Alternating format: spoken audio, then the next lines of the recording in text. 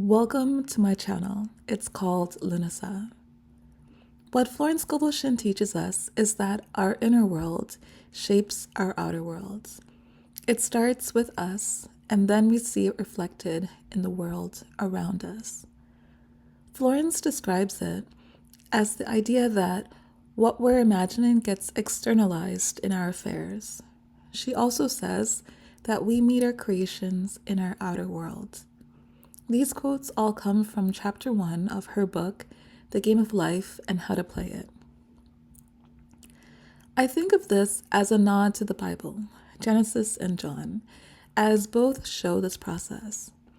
In chapter 1 of Genesis, God spoke and then it happened.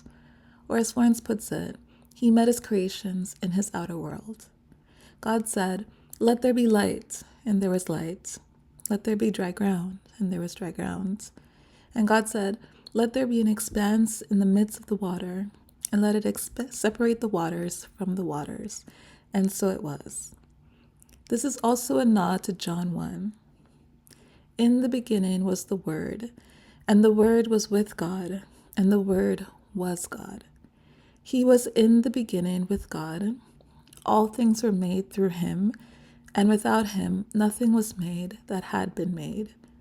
And the Word became flesh and dwelt among us, and we have seen his glory. I just love that. Our words become flesh and come to dwell among us, and we see them in all of their glory. I also love that in the beginning was the Word. In the beginning was a word. In the beginning of any situation was a word. Our words are the beginning of something. All things are made through the word, and words have a godlike power. So what's going on within us will be reflected around us, sooner or later. Our words become flesh. Our words come to dwell among us, and we can see it. Our images externalize. We look up and see and meet our creations. Once you learn this, you start wanting to use your words better. We're not going to be perfect, no, but we can start to train our mind to start envisioning and speaking of everything beautiful. Florence later says that when a man knows the power of his words, he starts to use his words only to bless, heal, and prosper. We should start looking for the good and seeing the good. All of this internal work, sooner or later, starts to manifest. Florence writes, "The imagination has been called the scissors of the mind, for it is ever cutting, day by day, the pictures man sees there, and sooner or later he meets his own creation in his outer world." We need to use our imagination and our words well. Maybe, if you want to take something away, start connecting the dots between what you're thinking and what you're getting in life, between what you're imagining and what you're receiving. Make some notes, some observations, and start seeing how they go together. Florence once told the story of a woman whose marriage is falling apart.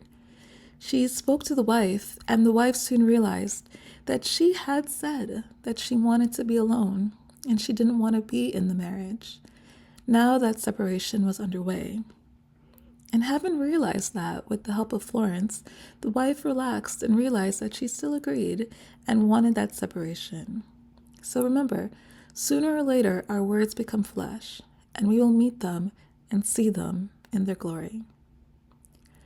Thank you for listening. If you like this video, please like it.